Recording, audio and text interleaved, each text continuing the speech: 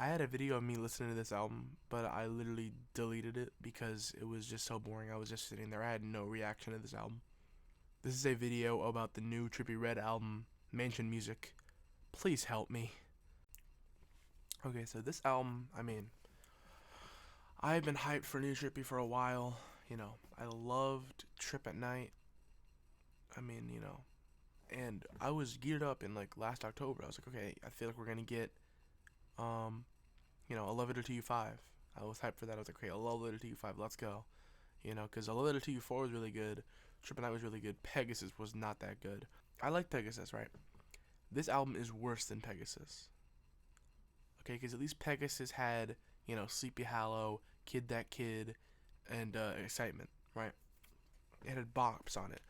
This album, the title track wasn't horrible. Um, the Lucky song wasn't that bad, and Colors featuring Kodak wasn't that bad either. But notice I say not that bad, not horrible. No songs on this album were good. Just some of them didn't suck. The mixing on some of these songs, atrocious.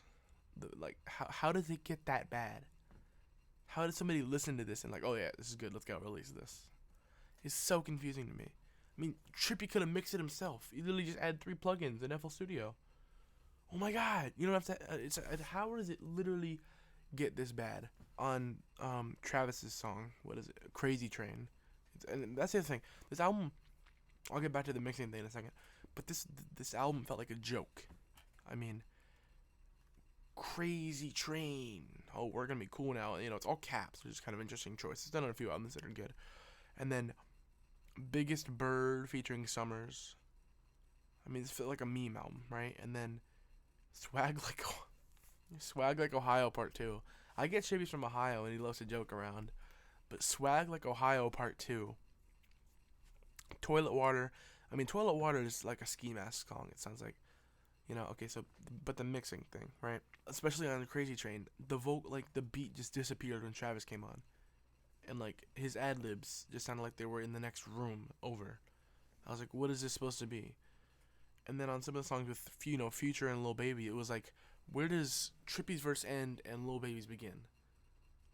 I was like, I couldn't understand it. And then the beats.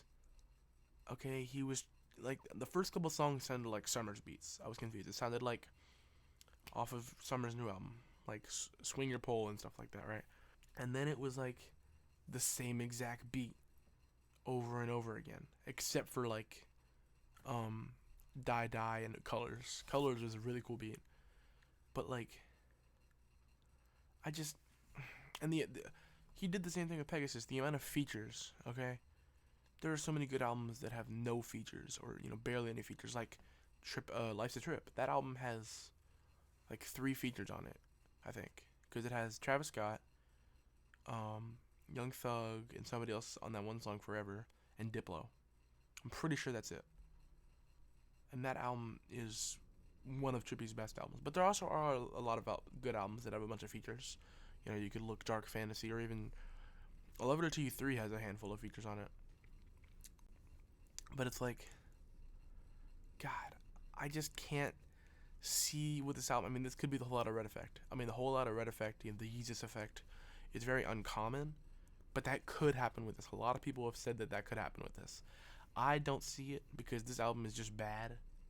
Okay, it's not like, when Whole Lotta Red, people just didn't like the style he was going with. At least everything on Whole Lotta Red is mixed properly. It's like, I just don't get it.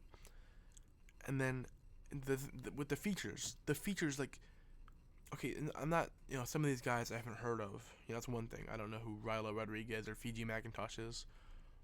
But it's like, why would you put these people on your album?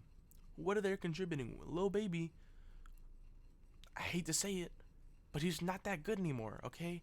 He's not dropping Yes Indeeds every day now, okay? He's dropping Haze. I don't like it. I love to point out Kodak Black on this album. I liked it. Lucky, I liked it. Big 30's verse. I love to hear a Memphis rapper. Big 30 did nice. It's a weird, addition.